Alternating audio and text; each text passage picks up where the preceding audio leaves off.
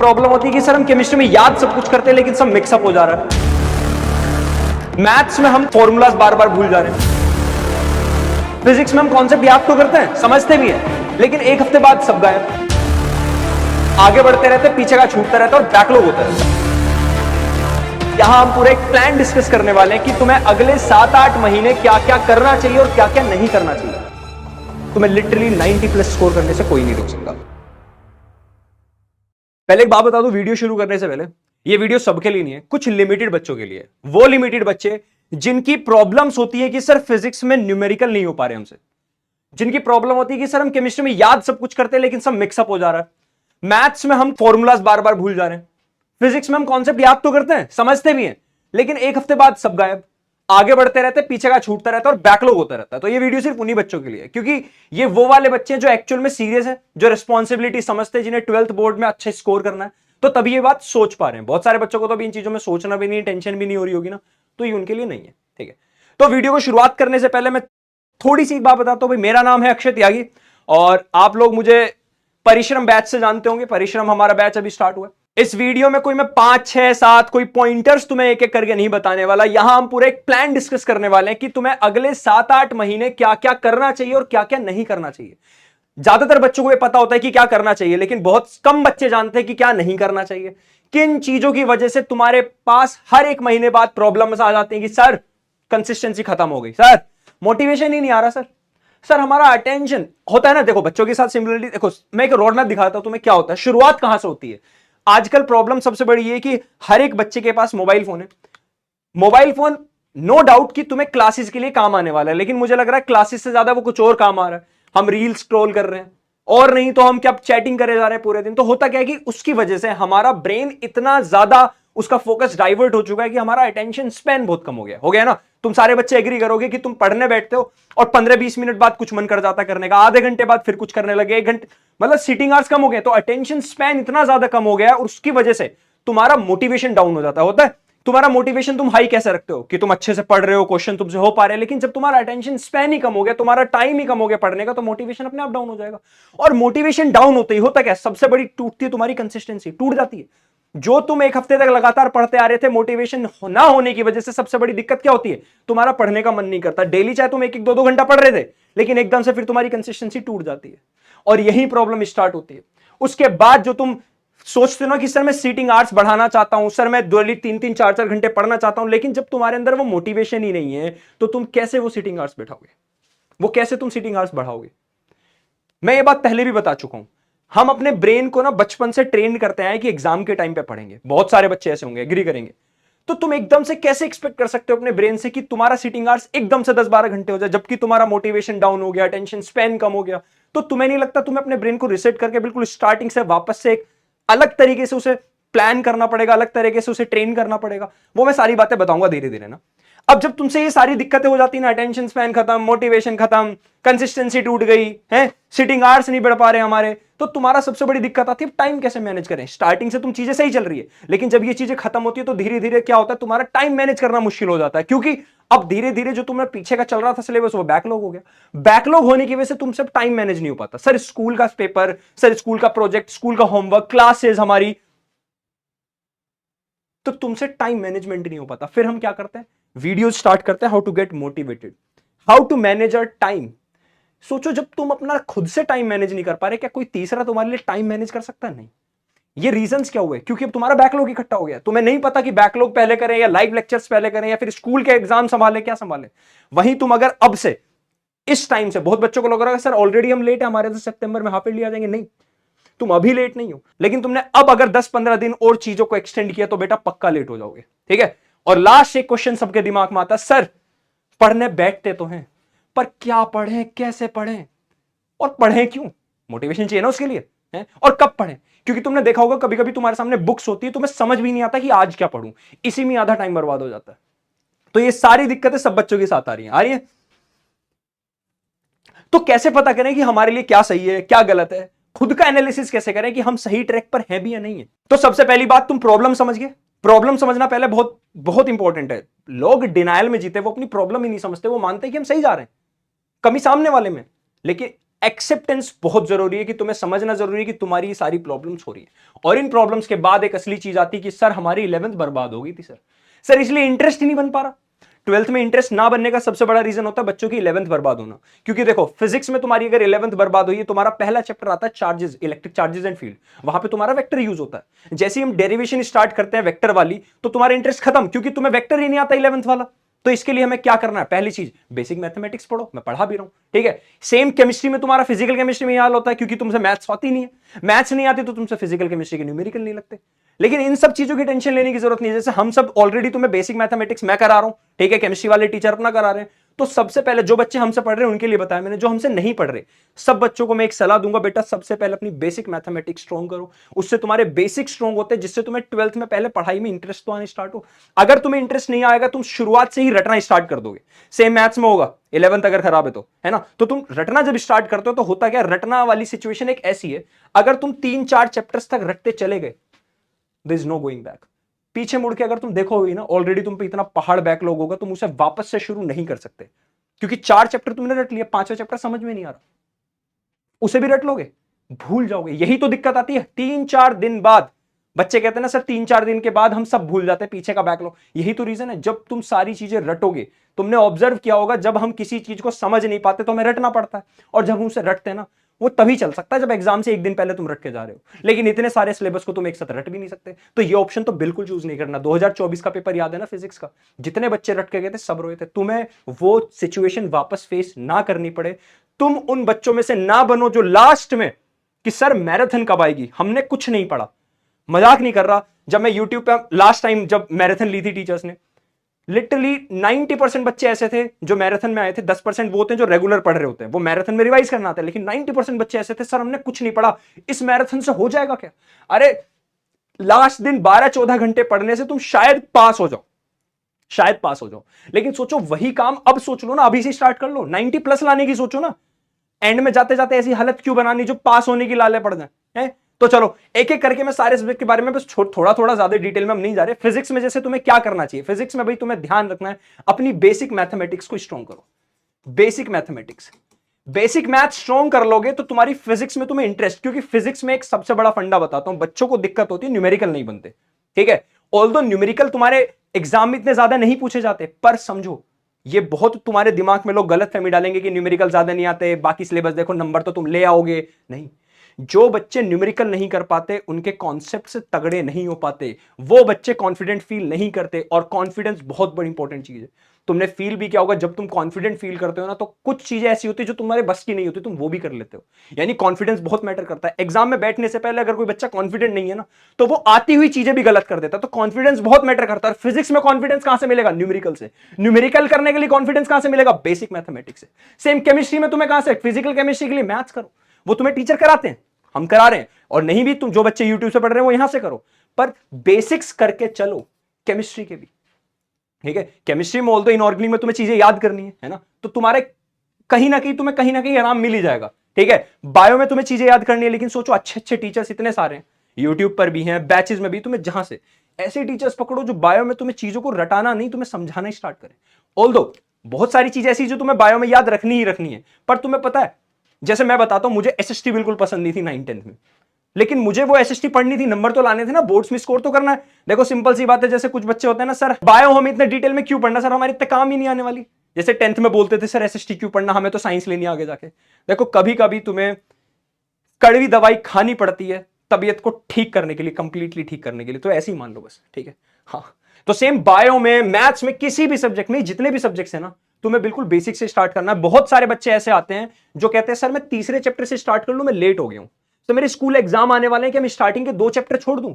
किसी भी सब्जेक्ट में स्टार्टिंग के चैप्टर्स बिल्कुल मत छोड़ा करो। ये बिल्कुल ऐसा होता है कि जैसे तुम 12th की स्टार्टिंग के किसी टेस्ट में मान लो नंबर कम आ गए, तो कॉन्फिडेंस डाउन हो जाता है ना, आगे का भी खराब हो जाता है। इसीलिए सब्जेक्ट की स्टार्टिंग के टॉपिक्स मत छोड़ा करो। स्पेशली फिजिक्स में तुम्हें पता है ना, अगर तुम पहला दूसरा चैप्टर अच्छे से नहीं करोगे, 3rd और 4th नहीं हो पाएंगे, 5th नहीं हो पाएंगे। और भी कुछ दिक्कतें बच्चों की, जैसे एक दिक्कत बच्चों की आती है कि सर हम लोग नोट्स कैसे बनाएं। ये सब खैर मैंने बैच में बता दी, पर तुम लोगों के लिए स्पेशली अलग बता रहा हूं। नोट्स हमेशा क्लास में पढ़ते हुए बनाओ, और नोटबुक के लास्ट के 4-5 पेज साइन करने के लिए नहीं होने चाहिए, फूल पत्ती बनाने के लिए नहीं होने चाहिए, सजाने के लिए नहीं होनी चाहिए बेटा। वो तुम्हारे काम आने चाहिए शॉर्ट नोट्स बनाने के। ये तुम्हारा काम आएगा एग्जाम के टाइम पे। होता क्या है, जब हम स्टार्टिंग में पढ़ते रहते हैं, नोट्स बनाते हैं, तो कुछ ऐसे की पॉइंट्स होते हैं जिनकी हेल्प से हम अच्छे खासे न्यूमेरिकल कर सकते हैं। तो वो पॉइंट्स टीचर्स बताते हैं कि ये वाला बहुत इंपॉर्टेंट पॉइंट है, ऐसे पॉइंट लास्ट के 4-5 पेजेस के लिए छोड़ दिया करो, वहां लिखा करो। क्योंकि तुम उन्हें पूरी नोटबुक में नहीं ढूंढोगे, तुम्हें कोई क्वेश्चन अटका तो सीधा वहां से देखा। नोट्स बनाने का सबसे अच्छा तरीका है क्लास में साथ बनाओ टीचर के, और लास्ट के पॉइंट पेजेस जो है तुम्हें अपने शॉर्ट नोट्स के लिए छोड़ो, इंपॉर्टेंट पॉइंट्स के लिए छोड़ो। इसके बाद अगर मैं बात करूं कि जैसे मैंने बताया तुम लोगों को कि बच्चे टाइम मैनेजमेंट में गड़बड़ कर जाते हैं, तो वो डील नहीं कर पाते। सर हम PCM, physical education, English, computer science, जिसके पास एक्स्ट्रा सब्जेक्ट्स हैं, तो हम इन्हें एक साथ डील कैसे करें? देखो, इनके लिए प्रॉपर टाइम टेबल बनाना जरूरी है। आज एक प्रण लो कि सर हम आज बैठ के एक टाइम टेबल बनाएंगे। एक रफ आइडिया मैं दे देता हूं। टाइम टेबल 1 महीने का मत बनाओ, टाइम टेबल 2 दिन का या 1 दिन का बनाओ। होता क्या है, जब हम अपने ब्रेन को छोटे छोटे टारगेट्स देते हैं ना, तो उन्हें अचीव करने में उसे ज्यादा इजी लगता है। मैंने एक वीडियो बनाई थी थोड़े दिन पहले कि मैंने बताया था हमारा सबसे बड़ा दुश्मन हमारा दिमाग ही है। वो हमेशा इजी टारगेट चूज करता है। जैसे कि हाथ में पास में मोबाइल रखा है, मोबाइल उठाते रील स्क्रॉल कर लेते हैं, क्योंकि दिमाग के लिए बहुत आसान काम था। लेकिन पढ़ाई उसके लिए टफ हो जाती है, क्योंकि उसे उधर से नोटबुक उठानी है, वहां से पेन उठाना है, यहां से बुक उठानी है, तो उसके लिए वो टफ टास्क होगी, तो वो टाल देता है, प्रोक्रास्टिनेट करने लग जाता है। ठीक है, तो सबसे पहले तुम्हें करना क्या, डील करने के लिए सबसे पहले टाइम टेबल बनाओ। उस टाइम टेबल को जब रात को सोने से पहले बनाओगे, जो भी उस टाइम टेबल में पढ़ाई की चीजें इंक्लूडेड है, वो तुम्हारे बेड के आसपास, टेबल जहां तुम पढ़ते हो वहां रख के सो, जिससे कि सुबह उठते दिमाग को हेजिटेट ना करना पड़े, वो तुरंत एक्सक्यूज ना दे, तुरंत बैठ के पढ़ जाओ। सारी चीजें वहां अवेलेबल होनी चाहिए। तुमने देखा होगा हम चीजों को टालते तभी है जब अवेलेबिलिटी नहीं होती चीजों की। पेन नहीं है, चलो बाद में पढ़ लूंगा, नोटबुक रह गई, कल ले आऊंगा, यही सब चीजें तो होती हैं। तो जब एक टाइम टेबल तुम प्रॉपर बना लोगे, टाइम टेबल बनाने से तुम्हें कहीं ना कहीं किक मिलती है, और यही तुम्हारे अंदर हल्का सा मोटिवेशन लेके आती है। देखो, मोटिवेशन कोई बाहरी मोटिवेशन की जरूरत नहीं होती। मोटिवेशन तुम्हारे घर में आसपास ही, तुम्हारे मम्मी पापा, यही तो मोटिवेशन है। बाहर मोटिवेटेड वीडियोस देखने की कोई जरूरत नहीं है। मोटिवेशन तुम्हारे काम से आती है। कभी देखना, तुम बैठ के कोई न्यूमेरिकल लगा रहे हो, मैथ्स में, फिजिक्स में, केमिस्ट्री में, किसी में भी न्यूमेरिकल लगा रहे हो, कोई तगड़ा न्यूमेरिकल तुमसे सोल्व हो जाए, एकदम से किक मिलती है, अंदर से कुछ अच्छा लगता है ना, है ना, और मन करता चलो और पढ़ता हूं। तो सोचो, मोटिवेशन आई काम, मोटिवेशन काम से आती है। काम करने के लिए मोटिवेशन नहीं चाहिए तुम्हें, समझे? काम करते रहो, मोटिवेशन खुद आएगी। ठीक, इसके बाद जो अगला पॉइंट होता है बच्चों के दिमाग में कि सर हम रेफरेंस बुक कौन सी यूज करें। अब अगले 8 महीने हमें रेफरेंस बुक भी यूज करनी पड़ेगी। सर हम एनसीईआरटी तो नहीं पढ़ सकते, सिर्फ तो रेफरेंस बुक यूज करनी है क्या? इसका डाउट अभी क्लियर कर देता हूं। दोनों बच्चों के लिए बताऊंगा, जो मुझसे पढ़ रहे हैं, जो मुझसे नहीं पढ़ रहे, दोनों के लिए, सबके लिए वीडियो। ठीक है, तो रेफरेंस बुक में देखो, फिजिक्स में अगर मैं बात करूं, अगर तुम एनसीईआरटी के साथ एनसीईआरटी एग्जाम्पलर, जैसे क्लास में तुम्हें जो टीचर पढ़ा रहे हैं वो तुम्हें क्लास में भी क्वेश्चन देते होंगे, डीपीपी मिलती होंगी, ठीक है, साथ में तुम्हारे एनसीईआरटी की अच्छी खासी बैक एक्सरसाइज है, इन टेक्स्ट है, एनसीईआरटी एग्जाम्पलर लगाओ। नो डाउट बहुत सारे टीचर सजेस्ट करते हैं एसएल अरोरा या फिर प्रदीप एग्जाम आइडिया, तुम कर सकते हो, वो गलत नहीं है। लेकिन मैं सजेस्ट करूंगा स्टार्टिंग में पहले तुम एनसीईआरटी और एग्जाम्पलर को अच्छे से घोट के कर डालो। जब तुम्हें इनमें पूरा कॉन्फिडेंस आ जाए ना, देखो जितनी भी एक्स्ट्रा रेफरेंस बुक होती है ना, जैसे एसएल अरोरा की बात मैं अगर करूं, तो ये उन बच्चों के लिए स्पेशली होती है जिन बच्चों के पास खुद के नोट्स नहीं होते, किसी बैच में नहीं पढ़ रहे हो, तो उसमें नोट्स अच्छे मिल जाएंगे तुम्हें, डिट्टो तुम्हें डेफिनेशन मिल जाएगी, डेरिवेशन की लैंग्वेज मिल जाएगी। ठीक है, अल्टीमेटली टारगेट क्या होता है? न्यूमेरिकल सॉल्व करना, अल्टीमेटली टारगेट यही है। अगर तुम लास्ट 10-15 साल के पेपर उठा लो, लेकिन ये चेक कर लेना कोई out of the syllabus question ना हो, क्योंकि बहुत सिलेबस भी घटा है ना, तो लास्ट 10-15 साल के पीवाईक्यूज लगाओ। पीवाईक्यूज लगाने से तुम्हें एक आइडिया मिलता है कि तुम सही ट्रैक पर हो या नहीं हो, ये जानना बहुत जरूरी है। होता क्या है कि बच्चे करते रहते एमलेस जर्नी बिल्कुल बेकार है। एम के साथ जर्नी होनी चाहिए, तुम्हें पता होना चाहिए तुम्हारा एम ये है। ठीक है, एमलेस जर्नी में तुम्हें ज्यादा भटकने के चांस होते हैं, दिमाग का ज्यादा मन करता है कि चलो छोड़ो। देखना, तुम कोई 4 साल बाद का टारगेट ले लो कि मुझे 4 साल बाद ये काम करना है, थोड़े दिन बाद ही इंटरेस्ट चला जाएगा। इसीलिए एम छोटे छोटे बनाओ। इसीलिए मैंने बोला टाइम टेबल अगले दिन का बनाओ, 1 महीने का, 1 हफ्ते का नहीं, अगले दिन का, एक दिन का डेली टाइम टेबल बनाओ। 10 मिनट टाइम टेबल को दे दो। तुम ये बात मानो मत मानो, तुम्हें लगेगा सर 10 मिनट बेकार रख दे टाइम टेबल में। अरे सोचो, उस 10 मिनट को बेकार तुम नहीं करोगे तो तुम्हारे हफ्ते में कितने टाइम बर्बाद होता है, तुम कितना पढ़ लेते हो, कितनी डेडिकेशन आती है तुम्हारे अंदर, कितनी मोटिवेशन होती है, बार बार तुम्हारी कंसिस्टेंसी टूटती रहती है ना। लेकिन एक टाइम टेबल के साथ एक अलार्म क्लॉक लगाओ, 1 घंटे का ये सब्जेक्ट, 1 घंटे का ये सब्जेक्ट, और उस अलार्म को साथ में रखो अपने, तो वो तुम्हारे दिमाग में बार बार एक मैसेज डालता रहेगा। ये होती है दिमाग को ट्रेन करने वाली बात। ठीक है, तो फिजिक्स में एनसीईआरटी लगाओ, एग्जाम्पलर लगाओ, क्लास के नोट्स बहुत इंपॉर्टेंट है, सैंपल पेपर लास्ट में लेना है दिसंबर के टाइम पे। ठीक है, पीवाईक्यूज बुकलेट आती हैं, इनमें क्या होता है, टॉपिक वाइज पीवाईक्यूज, ये तुम चाहे अभी ले सकते हो। लेकिन जिस बच्चे को लगता है सर अभी नहीं, मुझे पीवाईक्यूज नहीं करने, सर मैं किसी टीचर से नहीं पढ़ता, मेरे पास क्लास नोट्स नहीं है, ठीक है, वो बच्चा एसएल अरोरा बिल्कुल ले सकता है। उसके लिए परफेक्ट बुक है, ठीक है। इसके बाद आता है केमिस्ट्री। केमिस्ट्री और बायोलॉजी में भैया एनसीईआरटी को ग्रंथ माना गया, तो इनमें तो तुम्हें एनसीईआरटी की जगह कहीं जाने की जरूरत नहीं है। साथ में एग्जाम्पलर अगर लगाना चाहो तो लगा लेना, ठीक है। इसके अलावा क्लास नोट्स मस्ट और पीवाईक्यूज बिल्कुल लगाना, बहुत इंपॉर्टेंट है। लेकिन अगर साथ में तुम्हें कभी कमी पेशी लगे, देखो होता क्या है, जो सब्जेक्ट तुम्हारा ज्यादा वीक है ना, तुम्हें उसमें ज्यादा बुक लगाने की जरूरत होती है। तो अगर तुम्हें लगता है सर मेरा केमिस्ट्री वीक है, मुझे अच्छा नहीं लगता, मैं बहुत सारे क्वेश्चन भूल जाता हूं, है, तो साथ में एग्जाम आईडी लगा लो, ठीक है। तब तुम ये कर सकते हो, बिल्कुल कर सकते हो। जबरदस्ती कोई रेफरेंस बुक, देखो अल्टीमेटली काम ये होता है कि तुम्हें ज्यादा से ज्यादा क्वेश्चन सॉल्व करने हैं। क्वेश्चंस तुम्हें कॉन्सेप्ट्स को याद करवाते हैं, रिवाइज करवाते हैं। ये सबसे बड़ा फायदा होता है न्यूमेरिकल्स का। न्यूमेरिकल चाहे कम आए या चाहे ज्यादा आए, न्यूमेरिकल एक बहुत बड़ी चीज है जो तुम्हारे अंदर कॉन्फिडेंस लेके आती है और तुम्हारे कॉन्सेप्ट्स को रिवाइज कराती है। वो जो दिक्कत होती है ना 4-5 दिन बाद भूलने वाली, न्यूमेरिकल उसे खत्म कर देगा। करके देख लेना चाहिए, जो बच्चे करते होंगे इस बात को एग्री करेंगे। एग्री करो भाई, कमेंट में करो, बाकी बच्चों को पता चलना चाहिए कि ऐसा होता है, ये रियलिटी में एग्जिस्ट करती है चीजें। ये मैं तुम्हें सारी ट्राई एंड टेस्टेड वाली चीजें बता रहा हूं। हर साल 2015 से पढ़ा रहा हूं मैं, 9 साल खत्म होने वाले पढ़ाते पढ़ाते, हर साल बच्चों की यही प्रॉब्लम आती है सेम, ठीक है। इसके बाद अगर मैं बात करूं मैथ्स की, तो देखो मैथ्स में फॉलो तुम्हें सारी चीज करनी है, एनसीईआरटी एग्जाम्पलर ये सबके साथ करनी है। जितना कर सकते हो उतना बढ़िया, एनसीईआरटी और एग्जाम्पलर साथ में। और ये एक बार नहीं करनी, 2-2 बार करा करो, ठीक है। मैथ्स में तुम लोग, बच्चे कहते हैं सर मैं आरडी शर्मा लगा लूं, आरएस अग्रवाल लगा लूं, पूरी की पूरी, अरे बहुत न्यूमेरिकल उनमें, बहुत सारे क्वेश्चन है, इतने सारे क्वेश्चन। जैसे मेरी साथ 10th में एक दिक्कत हुई थी, मैंने 10th में आरडी शर्मा ली, आरएस अग्रवाल ली। मैंने मैथ्स में ट्रिग्नोमेट्री, इतनी प्यार हो गया मुझे ट्रिग्नोमेट्री से, मैं पूरी लगाता था। 2 रजिस्टर मैंने ट्रिग्नोमेट्री के भर दिए, पता चला मैं बाकी चीजें तो करना ही भूल गया। तो हमें टाइम मैनेजमेंट, यही तो कहता है, टाइम मैनेजमेंट के अंदर तुम्हें स्मार्ट वर्क करना जरूरी है, ठीक है। मतलब आरडी शर्मा की एग्जांपल्स लगा लो, बस बस एग्जांपल्स। लेकिन ये ध्यान रखना, सॉल्यूशन नहीं देखना एग्जांपल्स का। एक इंपॉर्टेंट बात जो मैं बीच में बताना भूल गया, वो बहुत इंपॉर्टेंट है, उसे कोई स्टार लगा के कहीं लिखो, लिखो, चाहे सामने वॉल पे एक शीट लगाओ। और जो बच्चे इस काम को कर लेंगे, इस वीडियो को देखने के बाद जो मैं पॉइंट बताने वाला हूं, जो बच्चा उस पॉइंट को पूरा कर ले, मुझे वीडियो में आके कमेंट में आके बताएगा कि सर हाँ मैंने कर लिया, लिटरली। और जो बच्चे मेरे बैच में, उनसे मैं वीडियो कॉल पे देखूंगा कि उन्होंने वो कर लिया या नहीं कर लिया। बैच में वीडियो कॉल करूंगा, वहां देखूंगा मैं तुम लोगों की, ठीक है। तो वो पॉइंट ये सर, तुमने एक चीज सुनी होगी सेल्फ न्यूमेरिकल। ये क्या चीज है सर? होता क्या है कि हम लोग क्लास में बैठे टीचर के साथ न्यूमेरिकल कर लेते हैं, कोचिंग में, स्कूल में बैठे टीचर के साथ न्यूमेरिकल कर लेते हैं, यूट्यूब वीडियो से न्यूमेरिकल कर लेते हैं। लेकिन अब इससे दिक्कत ये हुई है, हम सोचते हैं हमने बहुत सारे न्यूमेरिकल कर लिए, लेकिन हमने सोचा कब? हमारी सोचने वाली जो शक्ति वो कम होती जा रही है, हम सोचते ही नहीं ज्यादा, क्योंकि हर जगह तो लोग हैं हमें काम कराने के लिए, स्पून फीडिंग हो रही है हमारी, बढ़िया है ना। तो इससे क्या होता है, हम सोचने समझने की शक्ति कम हो जाती है। अब अगर एग्जाम में पेपर आ जाए रटने वाला, आसान सा, लाइन टू लाइन बुकिश, तो कोई दिक्कत नहीं, तब तो ऐसे बच्चे कामयाब हैं। लेकिन अगर एग्जाम में पेपर आ जाए कौन सा, जिसके अंदर तुम्हें एनालाइज करना हो, ठीक है, तुम्हें चीजों को समझ के लिखना हो, कॉन्सेप्चुअल तुम्हारी थिंकिंग इंपॉर्टेंट, वहां तुम फंस जाओगे। 2024 में फिजिक्स के सेट 3rd में यही हुआ था बच्चों के साथ। तो इसलिए मैं बोल रहा हूं, क्या बोल रहा हूं, सेल्फ न्यूमेरिकल। मतलब ये जितने भी तुम क्लास, टीचर, स्कूल, कहीं से भी न्यूमेरिकल कर रहे हो, ये सब अलग है। तुम्हें खुद से जो बुक लोगे, चाहे तुम एग्जाम आइडिया लोगे, चाहे तुम एनसीईआरटी एग्जाम्पलर उठाओ, चाहे तुम पीवाईक्यूज वाली बुक उठाओ, कोई भी, खुद से हर टॉपिक के, एटलीस्ट टॉपिक के बता रहा हूं, टॉपिक जैसे इलेक्ट्रिक चार्जेस एंड फील्ड में एक टॉपिक है इलेक्ट्रिक फील्ड, हर टॉपिक के मिनिमम 10 क्वेश्चन तुम्हें करने ही करने हैं क्लास खत्म होने के साथ। जैसे आज क्लास में पढ़ा, तो घर जाके आज तुम्हें 10 क्वेश्चन करने ही करने हैं।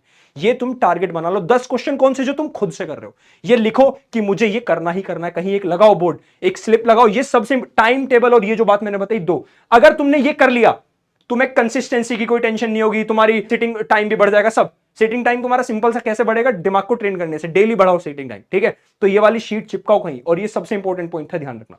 टाइम मैनेजमेंट के बाद सबसे इंपॉर्टेंट पॉइंट ये, ठीक है।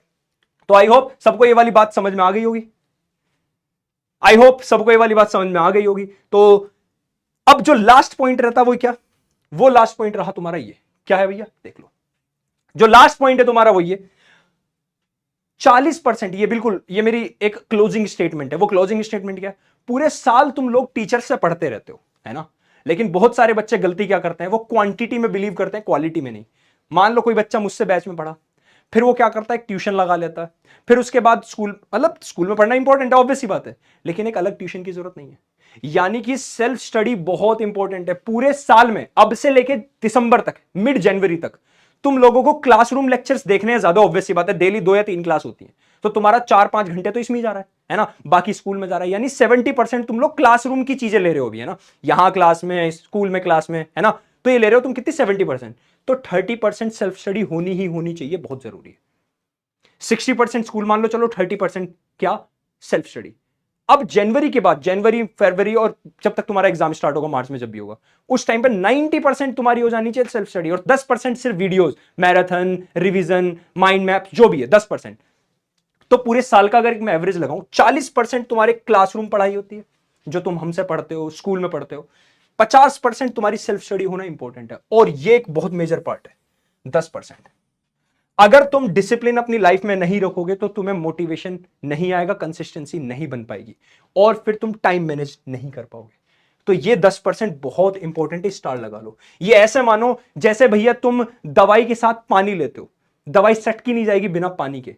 नो डाउट सारा काम दवाई करेगी, क्लासरूम लेक्चर और सेल्फ स्टडी सारा काम करने वाली है, लेकिन ये पानी के बिना सटकी नहीं जाएगी। तो ये वो चीजें, वरना बच्चे पढ़ते तो बहुत हैं लेकिन उनकी टाइम टाइम पे ये दिक्कतें आती हैं, बैकलॉग, सिटिंग आवर्स, मोटिवेशन, ये सारी दिक्कतें। तो इस वीडियो के थ्रू बस मैं तुम्हें ये समझाना चाहता हूं, अगर तुम्हें अगले 7-8 महीने तक, अगले 7-8 महीने तक तुम्हें कंसिस्टेंसी अपनी लाइफ में लेके आके, है ना, अपने टाइम को मैनेज करके सही से 7-8 महीने अगर तुमने पढ़ाई कर ली, जो जो चीजें मैंने बताई तुमने चीजें फॉलो कर ली, तो तुम्हें फिजिक्स, केमिस्ट्री, मैथ्स, बायो, जो भी सब्जेक्ट की अगर मैं बात करूं, चाहे तुम्हारा इंग्लिश हो, चाहे फिजिकल एजुकेशन हो, जितने भी सब्जेक्ट, तुम्हें लिटरली 90+ स्कोर करने से कोई नहीं रोक सकता। एक लास्ट में एक चीज बता जाता हूं, फिजिकल एजुकेशन जैसे सब्जेक्ट तुम्हें जनवरी दिसंबर में तुम पढ़ के भी कर सकते हो, तो उनकी अभी से टेंशन मत लेना। और बाकी जाते जाते बस मैं इतना ही बोलूंगा, बेटा जब भी लाइफ में तुम्हें ऐसा लगे ना कि तुम कहीं ना कहीं अपने रास्ते से भटक रहे हो, तो कुछ नहीं, बस अपना खुद का मोटिवेशन तलाशना। खुद का मोटिवेशन क्या? तुम्हारे मम्मी पापा, वो तुम्हारे घर में ही, तुम्हारे सामने ही है। सुबह उठोगे, आंख खोलोगे, तुम्हारा मोटिवेशन तुम्हारे सामने होगा, कहीं और ढूंढने की जरूरत नहीं है। बस उनके बारे में सोचना, और तुम्हारा करियर को एक नई ऊंचाइयों पे जाने से कोई नहीं रोक सकता। बाय बाय, जय हिंद और